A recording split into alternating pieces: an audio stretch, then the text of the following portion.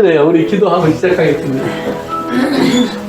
하나님 아버지 감사합니다. 오늘도 저희들에게 귀한 시간을 주셔서 저희들 함께 둘러앉아 주의 말씀을 먼저 공부합니다. 아버지 하나님, 이 말씀을 나눌 때 주님께서 같이 해주셔서 우리에게 깨달음을 허락해 주시고 주님을 알게 해주시고 우리가 주님 뜻에 우리가 좀 더 다가가는, 그리고 주님의 말씀이 우리의 삶에 이루어지기를 소원하는 믿음으로 바뀌어질 수 있도록, 성장할 수 있도록 인도해 주옵소서. 성령님의 주장하심과 인도하심을 구합니다. 부족한 종의 입술에 주의 말씀을 담아주셔서 오직도 주의 진리만 전하도록 도와주시옵소서. 예수님의 이름으로 기도합니다. 아멘. 구약성경 룻기 1장 6절 우리 한번 같이 읽겠습니다. 시작. 그가 모압 지방에 있어서 여호와께서 자기 백성을 권고하고사 그들에게 양식을 주셨다 함을 들었으므로 이에 두 자녀와 함께 일어나 모압 지방에서 돌아오려 하여. 그래요. 그 다음에 이제 8절로 갑니다. 시작. 나오미가 두 며느리에게 이르되 너희는 각기 너희 어머니의 집으로 돌아가라. 너희가 죽은 자들과 나를 선대한 것 같이 여호와께서 너희를 선대하시기를 원하며. 그랬더니 이제 12절 13절 같이 12절 이하를 봅시다. 내 딸들아 되돌아가라. 나는 늙었으니 남편을 두지 못할지라. 가령 내가 소망이 있다고 말하든지 오늘 밤에 남편을 두어 아들을 낳는다 하더라도 너희가 어찌 그들이 자라기를 기다리겠으며 어찌 남편 없이 지내겠다고 결심하겠느냐. 내 딸들아 그렇지 아니하니라. 여호와의 손이 나를 치셨으므로 나는 너희로 말미암아 더욱 마음이 아프도다 하매 그들이 소리를 높여 다시 울더니 오르마는 그의 시어머니에게 입맞추되 룻은 그를 붙쫓았더라. 아멘. 그래요. 우리 지난 시간에 룻기 공부를 시작했는데요. 룻이라는 것은 사람의 이름이에요. 여자 한 여인의 이름인데 이제 이스라엘 사람들이 있고요. 이스라엘이 있고 그 다음에 룻은 모압이라는 사람 지방의 출신입니다. 그래서 이제 우리가 지도를 보면 여기에 이제 지중해가 있고요. 그리고 우리가 말하는 터키가 이쪽에 있습니다. 요즘으로 말하면. 그 다음에 이제 이쪽에 갈릴리 호수가 있고요. 이쪽에 사해 호수가 있어요. 밑으로는요. 그러면 이쪽을 우리가 이제 이스라엘 이렇게 부르죠. 이 북쪽은 레바논이고요. 이쪽이 이제 이스라엘이 됩니다. 그러면 이 요단강 동쪽으로 가면 바로 건너편에 이렇게 자리 잡고 있는 게 모압이라고 하는 그런 사람들이 집단으로 살고 있는 지역이에요. 오늘날로 말하면 요르단의 지역이죠. 요르단 지역. 이제 이 모압 사람들은 이스라엘 사람들이 과거에 이렇게 애굽에서 나와서 이스라엘로 오기 위해서 여행을 할 때 길목을 차지하고 있는 나라이기 때문에 이스라엘이 좀 편하게 가기 위해서 여기를 지나가려고 부탁을 합니다. 그때 이제 이 사람들이 여기를 막아섰기 때문에 하나님이 이스라엘은 너희들이 돌아가라. 싸움은 하지 말라 그래요. 왜냐하면 이제 조상으로 올라가면 이스라엘과 모압은 조카와 삼촌 사이예요. 그러니까 싸움은 하지 마라. 그리고는 이렇게 돌아서 들어가게 해요. 그러면서 대신 모압 사람들은 나중에 너희가 이 땅에 들어와서 약속의 땅에 들어와서 편안하게 되고 장성하게 상대하게 될 텐데 어서 오세요. 그때 이스라엘 사옥으로 이 모압 사람들이 들어와서 같이 혜택 보는 것을 금한다. 그들은 못 들어온다. 그래서 이제 모압 사람들을 하나님 끊어버리세요. 그런데 이제 성경에 보니까 룻기의 그 내용을 보면 사사시대에 그랬었죠. 사사시대는 이제 우리가 사사기 공부를 쭉 했으니까 어떤 시대인지 알죠? 여호수아가 죽고 그 다음에 뭐예요? 이스라엘이 가나안 땅, 약속의 땅에 정착하는 시간이에요. 가나안의 정착 시간인데 하나님이 가나안에 정착할 때 이스라엘에게 계속해서 한 가지 부탁한 게 있었어요. 뭐냐 하면 절대로 그 주변에 있는 여기 이미 살고 있는 사람들이나 또는 이 주변에 있는 사람들의 그런 결혼을 금하고요. 그 다음에 그들의 풍습을 금해요. 그러면 결혼과 풍습을 금하는 이유는 뭐냐면 여기에는 뭐가 들어가 있느냐? 그럼 우상을 섬기는 모습이 들어가 있다는 말이에요. 그래서 이 두 가지 결혼과 풍습을 따라가면 자연스럽게 우상을 섬기게 된다 그래요. 그러면 여기 풍습에는 뭐까지 포함되는 거냐면 이 사람들이 어떻게 농사를 짓고 그 다음에 어떻게 생활을 하고 이게 여기 다 들어가 있는 거예요. 왜냐하면 하나님이 지금 이스라엘에게 준 삶의 방법은 뭐냐면 이거 다 잊어버려. 내가 너희들에게 새로운 길을 줄게. 그래서 하나님이 주신 새로운 길이 뭐냐 하면 말씀이에요. 말씀, 우리가 보통 말하는 법, 율법이라는 걸 주신 거예요. 그래서 말씀을 주셨는데 그 말씀을 지키면 하나님께서 내가 자연 조건이죠. 그래서 계절, 그 다음에 비, 해 이런 것들을 내가 너희들에게 때를 맞춰 주겠다. 그 다음에 두 번째는 지리적인 조건이죠. 여기 이스라엘이 자리 잡게 되면 주변에 많은 나라들이 있어요. 그 중에 특별히 그 당시엔 세계 최고의 강대국인 애굽과 또 이 북쪽에 이제 자리 잡게 되는 요즘으로 말하면 이란, 이라크죠. 나중에 보면은 이게 아시리아라든가 이제 고대 나라들이죠. 페르시아 또는 바벨론 이런 나라들이 이스라엘 주변에 있으면서 서로 주도권을 잡기 위해서 강대국들이 싸우게 되면 반드시 이스라엘을 오고 가게 돼 있어요. 그다음에 두 번째는 이 아프리카 쪽이나 이쪽에 이제 있는 여러 가지 산물이 또 이 아시아 쪽에서 오는 이런 여러 가지 또 일들이 서로 오고 가기 위해서는 반드시 이스라엘을 통하게 돼 있어요. 그래서 이스라엘이 있는 지역은 마치 우리가 보통 그 이제 왕의 대로 이런 식으로 많이 불러요. 킹스 로드라고 그래서 대상들이 많이 지나가는 그런 아주 골목과 같은 곳이에요. 길목이에요. 그러니까 이스라엘이 딱 요 길목에 자리 잡는 거예요. 하나님이 이스라엘 집어넣을 때. 그러니까 이런 그 환경이 되니까 너희들이 이런 것 때문에 쉽게 공격을 당하고 협박을 당하고 위협을 당할 수 있는데 내가 지켜줄 거야. 그랬어요. 하나님이. 그러니까 이스라엘 속에 이 사람들이 자연적인 조건도 지리적인 조건도 또 정치 경제적인 조건도 하나님께서 다 이제 take care 하나님 돌봐주시겠다고 약속을 해주시는 거예요. 그런데 이스라엘이 뭐죠? 항상 불안해요. 왜? 그렇게 산 사람들이 그 전에도 없었고 그 이후에도 없는 거예요. 자기들이 그렇게 처음 살아봐야 되는 거예요. 그러니까 그 살라고 하신 하나님이 굉장히 낯설고 그리고 그렇게 사는 것이 자신이 없으니까 자꾸 주변의 사람들을 바라보게 되면서 하나님을 떠나는 것이 이제 사사기서의 내용입니다. 그래서 사사기서의 내용은 뭐냐 하면 우리가 이제 오늘 우리에게 적용시키면 뭐예요? 우리가 하나님의 말씀 아까 이제 우리 시작 전에 잠깐들 뭐 교제하시면서 얘기하셨는데 예수만 잘 믿으면 돼 그랬는데 우리가 하나님 말씀대로만 사는 되는데 하나님 말씀대로 사는 것보다는 뭐예요? 현실, 세상 우리가 또 육체 나도 사람이니까 이제 그런 말을 우리 자주 하잖아요. 그러니까 이런 식의 그 조건 때문에 이런 조건 때문에 하나님 말씀대로 살아가는 것이 어떤 순간에는 불가능하다는 말이에요. 왜? 하나님 말씀은요 단순하게 우리에게 그냥 세상에서 어떻게 잘 사는 길을 가르쳐 주는 거라면 문제가 없어요. 근데 하나님 말씀의 초점은 어디에 가 있냐면 영생에 가 있어요. 영원한 생명. 여기에 가 있으니까 그럼 영원한 생명은 어떻게 누가 갖는 거냐? 이건 하나님의 것이에요. 그러니까 우리가 뭐예요? 하나님의 사람이 되어야 이걸 갖는 거예요. 우리가 세상 사람으로 살면서는 하나님의 것을 가질 수가 없는 거예요.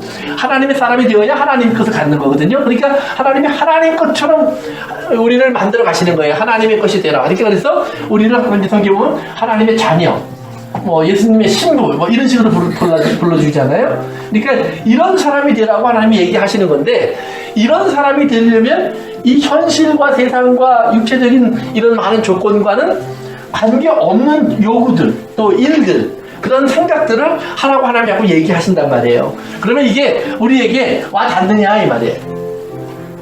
안 와닿죠. 그렇기 때문에 우리는 모르는 사이에 교회 와서는 우리가 이쪽을 생각하지만 자꾸 이쪽으로 갈 수밖에 없어요. 세상 쪽으로. 그래서 대부분의 사람들의 신앙을 보면 뭐냐 하면 이런 거예요. 하나님 우리가 세상에 사는 동안에는 그냥 하나님 내가 세상에서 편안히 살 수 있도록 도와주세요.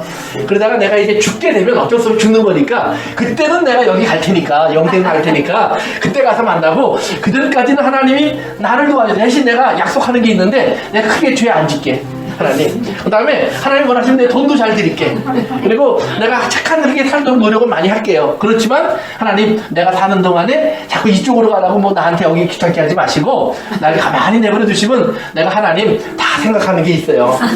이렇게 된다는 이 말이에요. 그러면서 영생에 관심을 두는 삶이 아니라 자꾸 세상적인 삶에 우선순위를 두는 그런 삶을 살아가는 거예요. 그래서 이제 여기서 이제 우리가 문제가 생기는 건데 그러다 보면 우리가 뭐 자꾸 하나님을 우리는 뭐 어떻게 돼요? 자꾸 하나님을 적당하게 얘기하죠. 성경에 있는 얘기를 다 하지 않고 잘라서 얘기한다든지 한 부분만 얘기한다든지 그래서 성경을 자꾸 왜곡시키는 일을 하는 거예요.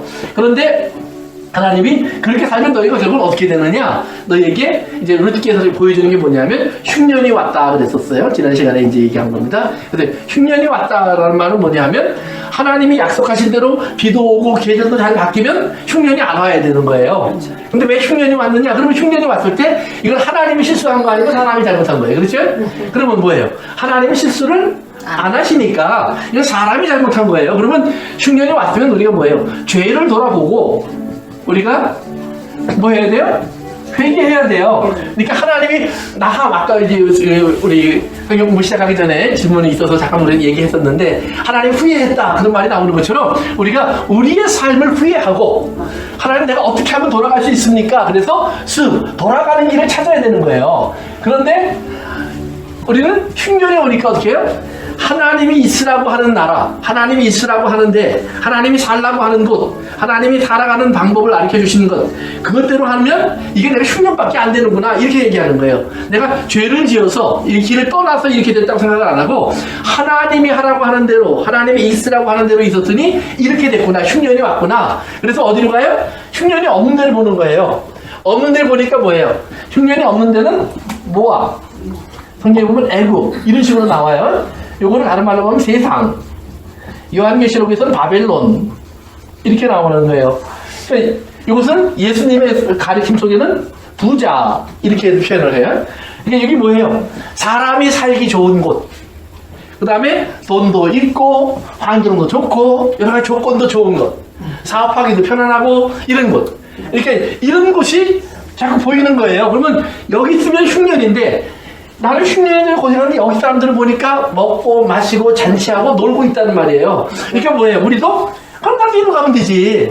참 하나님도 한심하셔요. 여기를 날 여기다 갖다 놓고 흉년 속에 고생을 시켜 나를 일로 보내주시면 내가 그러니까 하면서 뭐라냐면 하나님 내 일로 가겠습니다. 그리고 자기가 알아서 일로 간 거예요. 이것이 이제 이사를 갔다고 성경에 나왔었죠. 근데 이사를 갔는데 가서 보니까 어떻게 돼요? 여기서 처음에 가니까 좋은 게 많이 있었는데 시간이 지나면서 뭐예요? 엘리멜렉이 죽고 자꾸 죽어요. 엘리멜렉이 죽고 그 다음에 두 아들도 죽었어요. 기련과 말론이 죽었어요. 다 죽고 나오미 어머니만 남고 그 다음에 두 며느리만 남았어요. 오르바와 룻이에요. 이렇게 남았단 말이에요. 그런데 이렇게만 남았을 뿐만 아니라 동시에 남자들이 죽을 때 돈이라도 많이 담겨줬으면 좋겠는데 다 쓰고 죽었어. 다 쓰고 죽었어. 그래갖고 빈 털터리를 만들어 놨단 말이에요. 그런데 이것은 뭐예요? 세상에 들어가 살다 보면 세상은 반드시 우리의 삶에 모든 것을 가져가게 되어 있다라는 거예요. 그래서 우리가 세상에서 내가 부자로 살고 뭐 풍요롭게 살고 다 할 수 있는 것 같지만 어느 순간이 되면 나는 정말 가난한 사람이 돼요. 가난한 사람. 얼마 전에 한국의 유명한 그 재벌 중에 하나였던 김호중 씨가 돌아가셨어요. 그래서 그 대우라고 하는 그 기업을 키웠던 분인데 그분이 비록 그 기업은 뺏겼지만 그분을 통해서 가난하게 산 건 아니에요. 사실은 아주 부자로 살았죠. 여전히. 그리고 월남 같은 데 가서 여전히 사업도 많이 하셨고요. 그런데 그분의 삶을 보면 가난해지진 않았는데 가난해요. 그렇죠? 그러니까 모든 걸 다 잃어버린 사람으로 살았어요. 그러면서 그분의 그 삶 속에서 나중에 돌아가실 때까지 한 얘기 속에 보면 하나도 자기의 부유한 얘기를 안 해요. 뺏어간 사람, 빼앗긴 것, 잃어버린 것 그런 것들을 계속 얘기하면서 자기의 삶 속에서 이제 좀 아프고 고통스러운 얘기를 많이 해요. 그리고 그분의 죽음 앞에 가서 이제 주변에 몰려드는 많은 사람들도 보면 참 아까운 사람이 뭐 정말로 더 큰 일을 할 수 있었던 사람이 이렇게밖에 살지 못하고 가셨다고 다 아쉬움의 얘기를 해요. 그런데 그것이 뭐예요? 그것이 이 세상이 우리에게 주는 모습이에요. 결국은 세상은 결국 우리에게 그것 이상은 안 줘요. 그러니까 어떤 영웅도 그러기 때문에 돌아가시면서 죽으면서 자기가 내가 이 세상을 다 가졌다 그러는 사람이 없죠. 다 가졌는 줄 알았는데 내가 가진 게 하나도 없다 이러고 죽는다는 말이에요. 그러니까 그것을 이 세 남아있는 여자를 보여주는 거예요. 그래서 이 세 명의 남아있는 여자의 모습을 성경에 뭐냐면 혼자 된 여자 또는 자식 없는 여자, 남편 없는 여자 이렇게 얘기를 해요.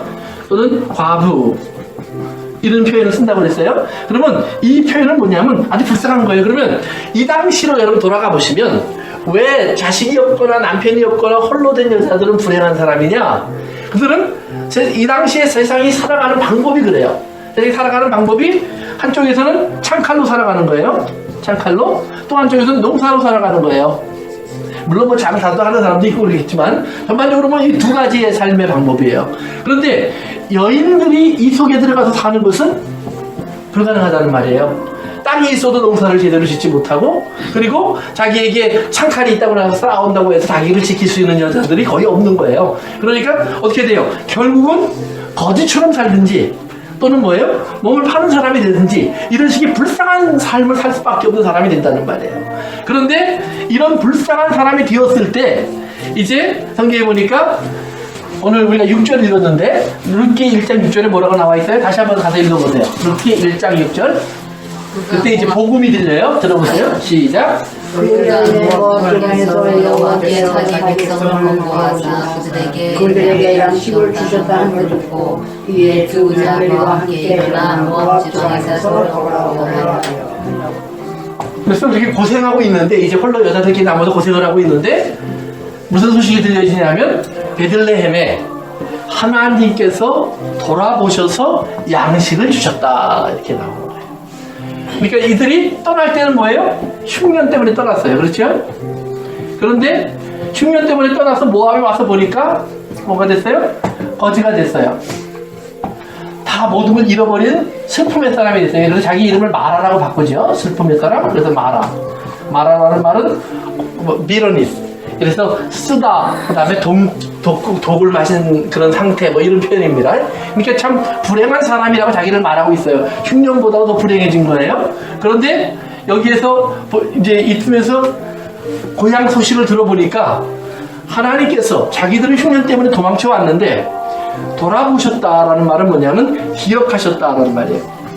기억하고 있다. 그래서 하나님이 기억하고 있는 것이 있어요. 그럼 하나님 뭘 기억하실까요? 하나님의 약속. 그렇죠. 하나님의 약속. 약속이에요. 그런데 하나님 어떤 약속을 했냐면 하나님이 누구냐라는 거예요. 누구냐. 지난 시간에 우리 출애굽기 34장 봤지만 모세가 이스라엘 사람들을 리드하다가 기도자로 인도하다가 이스라엘이 죄를 져서 하나님이 주신 10계명을 깨트려요. 그리고 나서 다시 하나님 앞에 올라가서 이제 하나님하고 하나님을 만나니까 하나님이 그래 하나님이 내 정체를 알려주마 그러고 하나님의 정체를 알려준 게 있어요. 뭐였죠? 기억나세요? 여호와 하나님은 자비와 인자와 긍휼과 진실하신 하나님. 그렇죠? 용서를 또 자비와 긍휼을 베풀 때는 자손 천대까지 베푸시고 이제 이런 하나님이란 말이에요. 이 약속을 한 거예요. 하나님께서 나는 이런 하나님이야. 너희에게는 나는 항상 그런 하나님이야 라고 약속하신 거예요.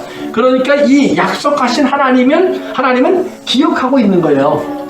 잊어버리신 적이 없어요. 그러니까 이스라엘이 지금 이 하나님을 알고 이 하나님을 붙잡았으면 되는 건데 이들이 버렸었다는 말이에요. 떠났다는 말이에요. 근데 하나님은 이들이 하나님을 버렸음에도 불구하고 하나님은 하나님을 기억하는 거예요. 그런데 재밌는 거는 하나님이 하나님의 이름을 누구에게 줬느냐는 말이에요. 하나님의 이름을 누구에게 줬죠? 모든 사람에게 줬죠. 모든 사람에게? 아니에요. 이스라엘에게. 이스라엘에게. 그치? 여기 하나님이라는 말이에요. 엘. 하나님이라는 말이에요. 하나님. 그러니까 이 땅에, 예를 들면 제가, 이제 제 미국 사람들 같은 경우, 우리 한국 사람들 그런 이름 별로 없는데요. 미국 사람들 같은 경우에는 똑같은 부모의 이름을 자식에게 주면 그냥 주니어라는 말만 쓰죠. 네? 그래서 부시 주니어. 뭐 이렇게 케네디 주니어 이런 식으로 똑같은 이름을 자식에게 줘요. 그러니까 내가 내 이름을 만약에 준다면 남한테 주겠어요? 내 자식에게 주겠어요? 내 자식. 그렇죠? 내 자식에게 주겠죠? 그러니까 하나님이 하나님의 이름을 이스라엘에게 주었다는 말은 뭐예요? 너는 내 자식이야 이런 말이에요. 그래서 이 이름을 이스라엘에게 줬어요. 그러니까 이스라엘이 만약에 이 땅에서 어려움을 당하고 문제가 있고 그 다음에 부끄러운 삶이 되고 이 세상에서 버림받고 가면 누가 버림받는 거예요? 하나님. 그렇죠? 이 하나님의 이름이 지금 거의 같이 움직이는 거예요. 이스라엘하고. 그러니까 한 번 하나님이 이름을 줬으면 이름을 못 뺏어가요. 그러니까 우리를 하나님이 한 번 그래서 넌 내 자식이야 그리고 자식을 세웠으면 하나님은 우리를 버릴 수가 없고 파양할 수 없어요.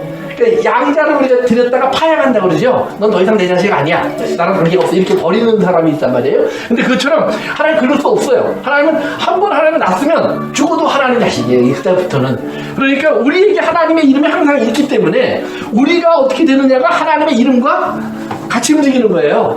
그래서 이스라엘이 하나님의 이름을 가지고 아까 세 여인처럼 홀로 된 여자들처럼 이 땅에서 정말 불쌍한 신세가 되어버렸다는 말이에요.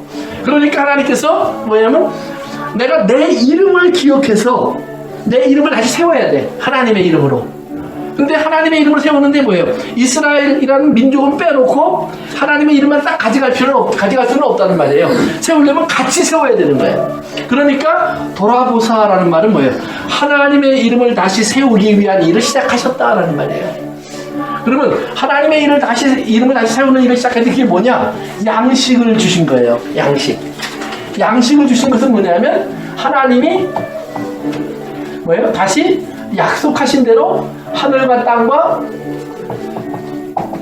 땅의 모든 것들을 다시 하나님이 주관하고 계시는 것은 하나님이 그들의 죄 때문에 망가진 질서를 다시 제대로 만들어 버리시는 거예요. 그래서 제대로 바꿔 놓으시니까 양식이 생겼어요. 그러면 이제 여기서 우리가 알아야 되는 게 이 세 사람이 이러면 여기서 그래서 먹을 게 생겼다 그러니까 돌아오는 거예요. 뭘 위해서? 먹을 것 때문에 돌아오는 거예요. 그런데 먹을 것 때문에 돌아오는 사람들이 기억해야 될 것이 있는데 그게 뭐냐면 사실은 뭐예요?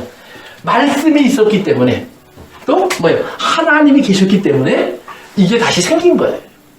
그러면 돌아와서 그들이 뭘 찾아야 돼요? 빵만 보는 게 아니라 하나님을 봐야죠. 그러니까 제가 이제 이 얘기하면서 탕자 얘기를 여러 번 했었는데요. 누가복음 15장에 나온 탕자의 이야기를 여러분이 보시면 탕자가 배가 고프니까 생각한 게 아버지 집에 먹을 게 많어 이 생각했잖아요. 네. 그래서 돌아올 때 그러면 내가 아버지한테 돌아가서 죄송합니다 얘기해야지. 그러고 돌아오는 게 아니라 뭐예요? 가서 내가 아버지 집에 종이라도 될 수만 있으면 그러면 나 먹고 사는 거 문제 없어. 배고파서 돌아오는 거예요. 빵 먹으려고. 그런데 빵 먹으려고 돌아오는 아들에게 어떻게 해요? 아버지가 멀리서 오는 아들을 발견하고는 쫓아가서 아들을 붙잡아서 품에 안고 옷 갈아입히고 신발 입히고 목욕시켜주고 잔치 베풀면서 넌 내 아들이잖아. 네가 무슨 종이야. 넌 내 아들이지. 그래서 그 아들인 것을 다시 깨우쳐 주신다는 말이에요. 그래서 이제 그 이야기를 여기 성경 똑같은 거예요. 그래서 이제 세 여인은 빵 때문에 돌아왔는데 하나님이 이 빵 내가 만드는 거야. 내가 베이커야. 이 빵을 너희가 먹을 수 있는 이유는 내가 그 빵을 먹을 수 있도록 모든 것을 준비한 거야. 그러니까 나를 봐야지, 나를 만나야지. 이렇게 얘기를 해주시는 거예요. 그래서 하나님을 찾지 못하는 그 나오미와 그 두 자부의 이야기 속에서 하나님이 이제 하나님을 만나러 갈 수밖에 없도록 한 걸음 한 걸음 이끌어 가시는 것을 이제 하나님 보여주시는 거예요. 그래서 이제 이렇게 돌아오는데 돌아오다가 보니까 나오미가 자기 혼자도 가난해서 어려운데 혹이 두 개 붙었어요. 룻과 오르바가 혹이 붙었어요. 그러니까 나오미가 이렇게 오다 보니까 얘네들을 데리고 가봐야 자기는 지금 나이가 많아요 이미. 그리고 이제는 남편도 없는 혼자 된 사람이에요. 그러면 과거 같으면 이런 법이 있어요. 결혼법 중에 어떤 법이 있냐면 만약에 큰아들의 며느리가 결혼을 했는데 큰아들이 죽어서 자식이 없이 홀로 남았어요. 그럼 뭐예요? 둘째 아들을 주게 돼 있어요. 둘째 아들을 며느리에게 줘서 둘째 아들이 며느리에게 아이를 낳게 하고 그래서 이 아들을 첫째 아들의 양자로 줘서 이 며느리와 아들이 살게 만들어주는 거예요. 이것을 이제 계대 결혼 이런 얘기를 하는데 한국에서는 옛날에 이런 계대 결혼을 안 하고 어떻게 했죠? 한국은 어떻게 했는지 아세요? 시버지니 뭐 그런 것도 있었고 나가서 가져오는 또 다른 사람들이 또 하나는 뭐냐면 집안에서 양자를 하죠. 집안에서 양자를 했어요. 그래서 형제 가운데 이제 좀 어려운 사람이나 좀 그러면서도 좀 총명한 아들이나 이런 사람들이 있으면 그 집안 어른들이 상의를 해갖고 그러면 당신이 이 아들을 당신 집안에 아들로 집어넣으십시오. 그래놓고 그 아들에게 이제 장자권을 줘서 이렇게 집안을 이어가게 했잖아요. 그런 식으로. 그런데 이제 이 중동 지역에서는 주로 결혼을 통해서 그 일을 했어요. 직접적으로. 그래서 이렇게 결혼을 시켜서 아들을 낳게 되어 있는데 나오미가 지금 뭐예요? 나이도 많고 자식도 이제는 없어요. 다 죽었어요. 그러니까 이 두 사람에게 희망이 없는 거예요. 그래서 나오미가 뭐라고 얘기하면 우리는 소망이 없다 그래요. 소망이 없어요. 우리가 기대할 수 있는 게 아무것도 없어. 그래서 우리에게는 남아있는 것이 뭐예요? 절망뿐이니까 차라리 너희들은 너희의 어머니의 집으로 돌아가. 그래서 너희 어머니의 백성에게 돌아가. 너희 어머니의 신에게 돌아가. 여기 이제 세 개가 하나로 움직이는 거예요. 그래서 고향으로 돌아가라는 말을 이런 표현을 쓰는 겁니다. 어머니 백성신. 그랬더니 오르반은 엄마 얘기를 듣고 가만히 생각해 보니까 어머니 말이 다 맞아요. 그러니까 굿바이 키스를 하고 그 다음에 오르반은 떠나요. 그런데 룻은 오늘 14절에 보니까 붙쫓았다 그러는데 그 붙쫓았다는 말이 뭐냐면 cling, 메어 달렸다라는 말이에요. 이것을 창세기 2장에서는 남자가 부모를 떠나 여자와 합하여 한 몸이 될지라 할 때 그 합하다, 결혼하다 그 말이에요. 이렇게 룻은 어머니, 나는 어머니랑 결혼한 사람이랑 마찬가지입니다. 한 몸입니다, 어머니랑. 그러면서 나에게 지금 어머니 백성신 그랬는데 오르반은 어머니 백성신 그러니까 자기를 낳아준 육체를 따라간 거예요. 근데 룻은 어머니 백성신이요? 그러니까 어머니의 백성이 내 백성이고 어머니의 신이 내 신이죠. 그러니까 나오미 당신이 내 어머니고 당신의 백성이 내 백성이고 당신의 신이 내 신입니다. 그러면 여기서 룻이 선택한 것을 잘 생각해 보세요. 오르반은 선택해서 돌아가서 새로운 사람을 만나서 결혼해서 생활의 안정을 찾을 수 있어요. 삶에. 근데 룻은 나오미를 따라가면 희망이 아무것도 없어요. 그러니까 어머니를 봤는데 어머니는 이미 마라가 됐어요. 슬픔의 사람이 됐어요. 고통의 사람이 됐어요. 그래서 어머니는 고통이 됐고요. 어머니의 백성은 본 적도 없어요. 낯선 자들이에요. 그 다음에 어머니의 하나님은 뭐예요? 어머니를 이렇게 만들어주신 분이 하나님이 내버려주신. 그러니까 룻이 이 어머니를 택하는 순간 이 세 가지가 다 자기에게 와버리는 거예요. 어떻게 그렇게 선택을 했는지 진짜 그렇죠? 궁금해요. 네. 정말 못 쫓아내. 말도 안 되는 선택을 하는 거예요. 그런데 신앙 그런 거예요. 나오미에게 뭐가 있었지? 막 계속 이렇게 생각하고 아무것도 없어요.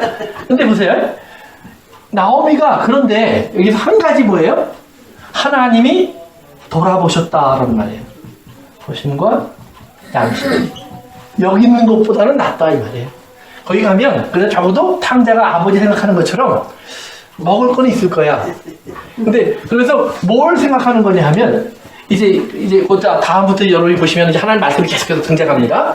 근데 이런 선택을 해서 이제 돌아가게 되는데 여기에서 룻이 이제 선택하는 이 나오미를 선택하는 것이 뭐냐 하면 아무것도 없는 하나님을 선택하는 거예요. 근데 신앙이 그런 거예요. 신앙. 믿음이라고 하는 것은 하나님이 나에게 뭘 줄까라는 말이에요. 여러분 예수님을 선택하면 뭐예요? 십자가, 죽음, 그 다음에 이 땅에서 뭐 세상에서의 고난 이런 것들이 기다리고 있다 주님이 얘기하시는 거예요. 저는 예수님 선택할 때 죄인된 것을 구원해 주셨기 때문에 선택했는데 아멘. 근데 이게 이 패키지가 같이 오는 거라니까요. 네. 패키지가 생각도 못했어요. 이게 이런 패키지가 있는 줄 알았으면, 그러니까 여러분 결혼하면 보세요. 남자만 좋아서 여자만 좋아서 한다고 하는데 항상 패키지가 같이 오잖아요. 그렇지?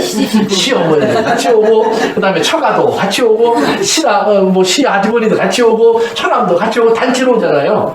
그처럼 항상 패키지가 움직이는 거예요. 그래서 여러분이 이제 다음 주 되면 우리 집안에 패키지를 볼 거예요. 그래서 이런 거예요. 근데 이 신앙은 뭐예요? 이런 패키지를 같이 받아들이는 거예요. 뭔지 모르지만.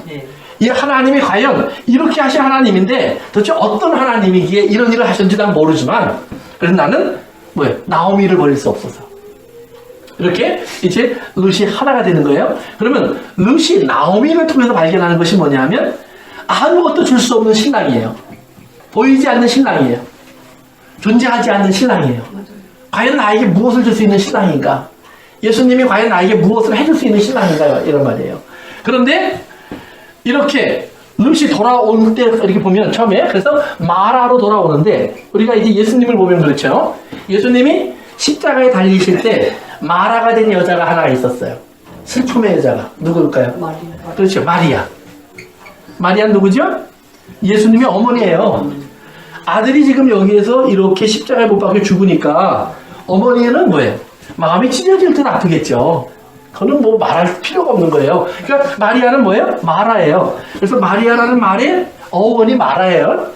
예, 똑같은 말이에요. 그래서 마리아, 우리가 보통 메리 그러는데 이게 사실은 이 비너니스 거기서 온 말이에요. 그러니까 이런 아픈 사람이 됐어요. 그런데 십자가에서 이 마리아에게 예수님이 말씀을 하세요. 무슨 말씀을 하냐면, 어머니, 당신에게 진짜 아들이 또 하나 있습니다. 그래서 누구를 아들로 줘요? 요한을 아들로 줘요. 그리고 요한에게 뭐냐면, 요한아, 내 어머니다. 그럼 요한이라는 말은 뭔지 아세요, 혹시? Gift of God. 하나님의 선물이라는 말이에요. 또, 그러니까, 요라는 말이 하나님이라는 말이에요. 여호와. 그 다음에 요 N자가 이게 선물을 의미하는 겁니다. 선물. 그래서 하나님의 선물 또는 은혜가 풍성하신 하나님, 그래서 이제 그런 식으로 표현합니다. 그래서 그런 하나님이, 그러니까 은혜가 풍성하신 하나님을 마리아에게 주는 거예요. 그래서 어머니, 내가 지금 죽는다고 슬퍼하셔서 마리아가 되셨죠? 마라? 홀로 된 여자가 되셨죠? 그런데 여기 저 안에 있잖아요. 하나님이 준비하신 은혜의 선물이 있잖아요. 이 선물을 받으세요, 어머니.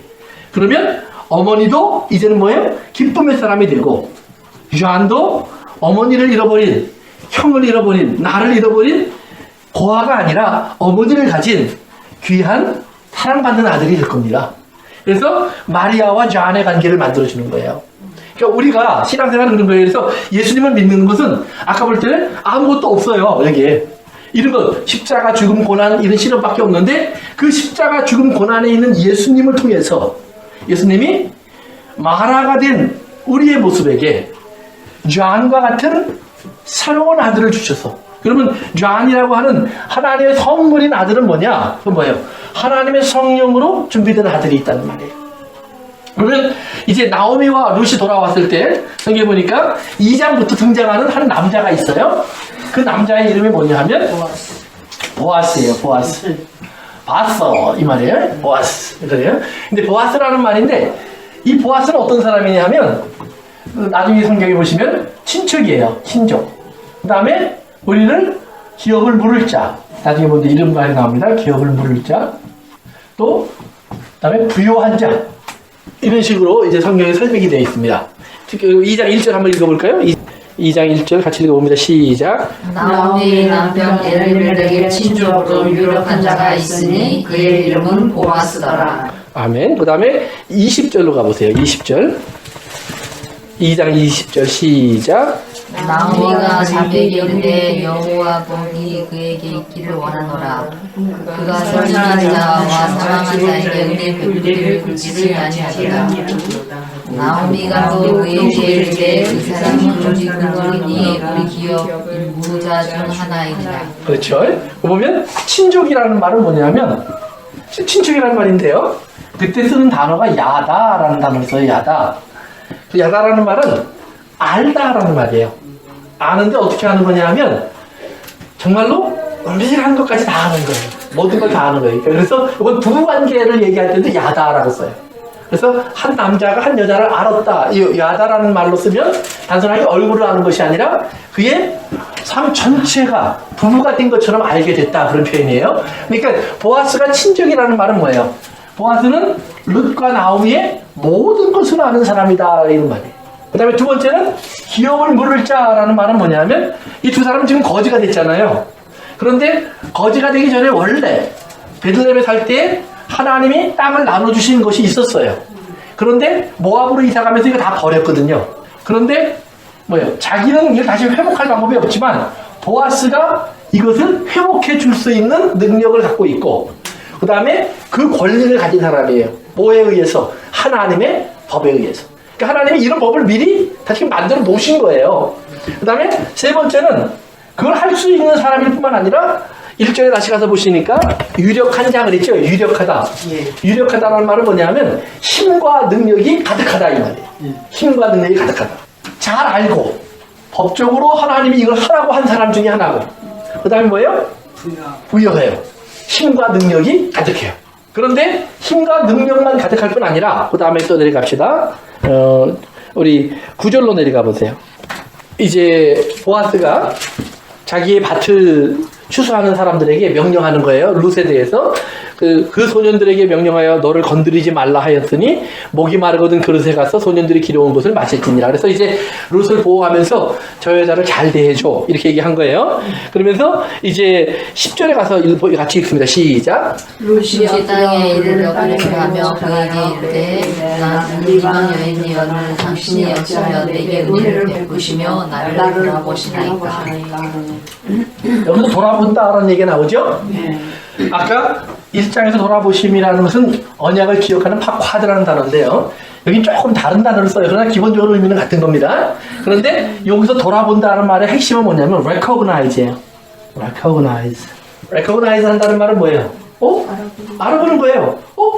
제가 이제 오늘 뵀을 때 낯선 사람으로 알지 않고 아니 지난주에 오셨던 그 선생님 아니세요? 이렇게 알아볼 수 있잖아요. recognize 하는 거예요. 그러니까 사람이 많은데 지금 보아스는 누구를 알아본 거예요? 룻을 알아보는 거예요. 그러니까 어떻게 알아봐요? 단순하게 에이 한 여자애가 와서 이렇게 애쓰는구나 이게 아니라 거기 성경에 보면 우리 한번 내려가 봅시다. 12절 같이 읽어보세요. 11절을 제가 읽고 12절 여러분 같이 읽습니다. 보아스가 그에게 대답하여 이르되 내 남편이 죽은 후로 내가 시어머니에게 행한 모든 것과 내 부모와 고국을 떠나 전에 알지 못하던 백성에게로 온 일이 내게 분명히 알려졌느니라. 12절 시작. 여호와께서 내 행한 일을 보호하시기를 원하며 이스라엘의 하나님 여호와께서 그 나라의 아래를 보호를 받으려 내게 온전하게 삼으시기를 원하노라. 아멘. 그 다음에 3장에 가서 보시면은요. 3장에 이제 뭐 다음 시에 이제 얘기하면서 얘기는 이어지겠지만 이제 룻이 보아스를 찾아가서 자기 기억을 불러달라고 이제 부탁을 하는 내용이 나오는 곳인데요. 그 이제 그 10절에 가서 보시면 10절을 한번 읽어보세요. 시작. 그러되 내 여호와를 어떻게 내게 속주기를 원하노라. 내가 가난함을 반도하고 젊은 자를 따르지 아니하였으니 내가 베푼 일이 내가 처음보다 나중에 더하도다. 11절. 그리고 이제 내 따라 두려워하지 말라. 내가 내 말대로 네게 다 행하리라. 내가 어떤 여자예요? 현숙한 여자인 줄을 나의 성읍 백성이 다 아느니라. 그러니까 지금 보아스는 룻을 어떻게 알고 있어요? 현숙한 여자, 하나님의 은혜의 날개 아래 피할 곳을 찾아온 여자, 그 다음에 자기의 시어머니의 아픔과 고통을 알면서도 그 마라를 버리지 않고 함께 고통을 겪고 있는 여자, 이런 식으로 그를 recognize 하는 거예요. 그러니까 그는 어떤 대상이냐면 뭐예요? 하나님의 은혜의 대상이에요. 그래서 하나님의 은혜의 날개 밑에 온 너를 하나님께서 너에게 은혜 주시기를 원하노라, 은혜 주시기를 원하노라. 이제 이렇게 계속 답을 해주는 거예요. 그래서 보아스라고 하는 이 사람이 지금 나오미는 나는 아들이 없어 그랬어요. 그렇죠? 그러니까 룻, 너는 평생 고아로 살아야 돼. 과부로 살아야 돼. 이제 너를 돌봐줄 사람이 없으니까 너는 평생 가난한 사람으로 살아야 돼. 그런데 하나님은 뭐예요? 나오미가 없다고 하는 아들 보아스를 이미 준비해 놓고 계신 거예요. 그러면 보아스를 어떻게 준비했어요? 보아스라는 사람의 조상으로 올라가 보면 유다라는 사람이 보아스의 조상이에요. 근데 유다가 보아스의 조상이 된 것은 다말이라고 하는 말도 안 되는 관계 속에서 낳은 아들 베레스가 있기 때문이에요. 그리고 이스라엘이 가나안 땅으로 들어올 때 라합이라고 하는 기생의 이야기가 나와요. 그렇죠? 근데 그 라합이 살몬이라는 사람하고 결혼을 하는데 그 사람의 자녀가 보아스예요. 그러니까 보아스는 이스라엘 사람들이 볼 때는 뭐예요? 형편없는 집안 사람이에요. 그렇죠? 찌빠빠 집안. 유다 때부터 뭐 며느리랑 시아버지가 정을 통해 갖고 자식을 낳지 않나, 예? 이방 기생하고 결혼을 해서 자식을 낳지 않나. 그러니까 보아스가 이때까지 결혼을 못한 이유가 아마 그랬을지도 몰라, 내 생각에. 집안이 하도 나빠서 아무도 딸을 안 주는 거예요. 근데 그런 사람이에요. 네. 뭐 힘은 있는지 모르지만 돈은 모르는지 모르지만 아니라는 말이에요. 그런데 하나님이 이 보아스를 잘 보관하고 계시다가 누구를 발견하게 해요? 룻을 발견하는데 어떻게 발견해요? 은혜 있기를 원하노라라는 말이 뭐냐면 눈에 하트가 생기는 거예요. 그 사람만 보면 눈이 여기 하트가 뽕뽕 생겨요. 여러분 카톡에 보면 눈에 하트 있는 거 있죠? 그게 은혜 있기를 원하는 거예요. 그러니까 어떤 사람이 이렇게 눈에 딱 보이면 어떻게 돼요? 재수해요. 재수없어. 재수없어. 밥맛도 떨어져. 그래서 피하는 사람도 있어요. 어떤 사람 보면 이렇게 한숨이 쉬어져. 근데 어떤 사람 보면 웃음이 나와. 보기만 해. 보기만 해도 귀여워. 눈에 칵 차 있어요. 근데 여러분 가까이 가서 그 눈 안을 보세요. 누가 들어가 있어요? 내가 그렇죠? 그 사람은 지금 나를 보면서 그 얼굴을 갖고 있는 거고 내 눈 안에는 그 사람이 들어와서 그렇게 된 거예요. 그래서 그런 모습을 뭐라는 favor in your eyes 그러는 거예요. 그래서 은혜 받기를 원하노라 라는 말이 뭐냐면 favor, I found favor. 내가 은혜를 찾았습니다. in your eyes, 당신 눈 안에서. 그러니까 내가 당신 눈 안으로 쏙 들어갔는데 당신이 눈이 아프다고 안 그러고 나를 뚫어지게 바라보고 있어요. 사랑스럽게 바라보고 있어요. 이 표현이에요. 그대로예요. 그대로. 뭐 글자 하나 안 틀려요. 그래서 다시 이제 룻기 2장으로 가보세요. 2절에 가서 보시면 2절. 1절은 이제 보아스가 등장하고요. 2절에 가서 보시면 다 같이 시작. 모압 여인 롯이 나오미에게 이르되 나는 내가 밭으로 가서 내가 누에게 은혜를 주면 그를 따라 도사를 주겠나이다 하니 나오미가 그에게 이르되 내 따라 갈지어다 하매.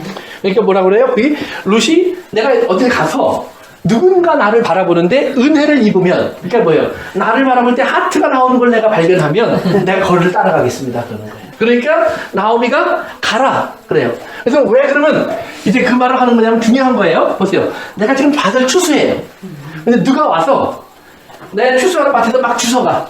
그러면 여러분들은 천사들이니까 에이 얼마나 배고픈 그럴까 그렇게 모르겠지만 나 같으면 저거 왜 도둑놈이냐? 추수하는 데 들어와서 누가 이렇게 집어가? 그렇게 야단칠 거란 말이에요. 집어가려면 나중에 와서 집어가. 이럴 거예요. 그런데 룻이 뭐라냐면 누군가 나에게 하트를 보여주면, 은혜를 보여주면 나는 그 사람을 따라가겠습니다. 그런데 뭐예요? 이제 3절에 보세요. 시작. 3절 시작. 룻이 가서 은혜를 따라 베사세사를 주는데 우연히 엘리멜렉의 친족 보아스에게 속한 밭에 이르렀더라. 우연히 이르렀더라 그래요. 근데 이 단어가 두 개가 똑같은 말이에요. 화라라는 단어인데 accident 또는 happening, appointed 이런 말들의 뜻이 담겨져 있는 단어예요. 화라라는 단어. 그러니까 자기는 우연히 간 거예요. 사람의 입장에서 볼 때는. 그런데 뭐예요? 하나님 입장에서 볼 때는 하나님이 정해서 끌고 가신 거예요. 그러니까 우리가 우리의 삶에서 지금 여러분과 제가 만났어요. 우리 이제 두 번째 뵙게 됐는데 두 번째 뵀어요. 근데 이게 우리의 만남은 우연이 아니야. 그렇죠. 우연이 아니야. 이게 노래 가사 같아. 유행과 가사에만 있는 게 아니라 하나님 말씀 안에도 있다 이 말이에요. 그래서 우연이 아니에요. 그래서 하나님이 이렇게 인도해 가시는 거예요. 그래서 여러분들 그 창세기 공부할 때 제가 이제 야곱의 얘기를 할 때 그 얘기를 해드렸는데 야곱이 아버지의 집을 떠날 수밖에 없는 때가 왔어요. 형이 막 죽이려고 하니까 도망가야 돼요. 그러니까 아버지가 이제 기도해주면서 가라 그랬더니 야곱이 가다가 첫날 밤을 어디서 보내죠? 산에서 돌무덤 돌베개를 잤죠? 베델이라는 곳이 베델. 이게 베델이라는 말은 뭐냐면 하나님의 집이라는 말인데 이게 벌판이에요. 벌판. 근데 베델에 가서 돌베개 베개로 자요. 그런데 베델에서 자는 동안에 하나님이 꿈속에서 나타나셔서 이제 야곱에게 대화를 시작하잖아요. 그래서 야곱이 이제 하나님의 사람으로 살아가는 삶의 출발점이 되는데, 근데 거기 보면 야곱이 베델에 이르렀더라 그래요. 이르렀더라. 그런데 그 이르렀다라는 말이 이제 어떤 표현이냐면 그 히브리 말의 문법에는요 원인이 있는 결과 이런 문법이 있어요. 이게 뭐냐면 이르렀는데 자기는 그냥 우연히 간 것 같지만 누군가가 알지 못하는 방법으로 끌어서 거기다 갖다 놨다라는 말이에요. 그래서 야곱이 베델에 이르는 것은 우연이 아니라 하나님의 인도로 거기에 가는 거고, 그렇기 때문에 그날 밤 그는 하나님을 만나는 거고, 비로소 거기가 하나님 집인 걸 안 것처럼 룻도 우연히 자기는 간 것 같지만 하나님 뭐예요? 룻이 뭘 찾아갔죠? 은혜를 찾아갔잖아요. 그러니까 은혜가 있는 곳으로 룻을 이끌어가는 거예요. 그러니까 4절에 가서 보세요. 4절 시작하는 앞에만 봅니다. 시작. 마침 보아스가 베들레헴에서부터 와서 거기까지만. 뭐예요? 우연히 왔는데 마침. 시간 얘기를 할 때 두 가지 종류의 시간이 있다고 그랬어요. 이게 이제 작년 제가 영시에 뵐 때 한 설교해 보면 여러분 잘 나올 거예요. 크로노스라는 시간이 있고, 그 다음에 카이로스예요.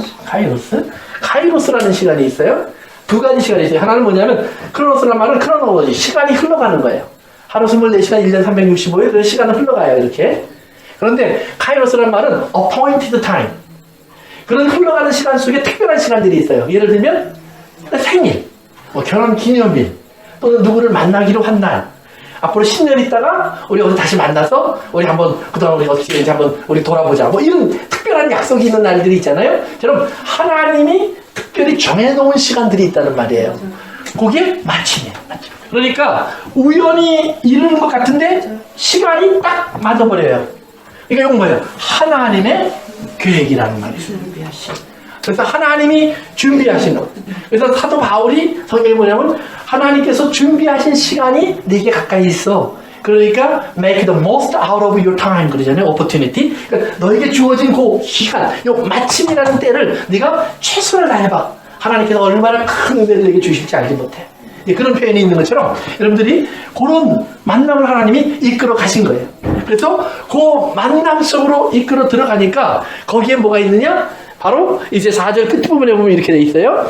여호와께서 너희와 함께 하시기를 원하노라 하니 그들이 대답하니 여호와께서 당신에게 복 주시기를 원하노라. 지금 보아스와 그 종들이 하는 말인데 그 중심에 누가 계세요? 하나님. 그러니까 거기는 지금 뭐예요? 하나님, 나오미와 룻이 잊어버린 하나님의 말씀이 거기에는 지금 살아있는 거예요. 그러니까 지금 룻은 우연히 그것이 온 것 같지만 어디로 왔어요? 하나님의 인도 속에 하나님의 말씀 속으로 들어가기 시작하는 거예요. 그러니까 그 전까지 단순히 양식 때문에 왔어요.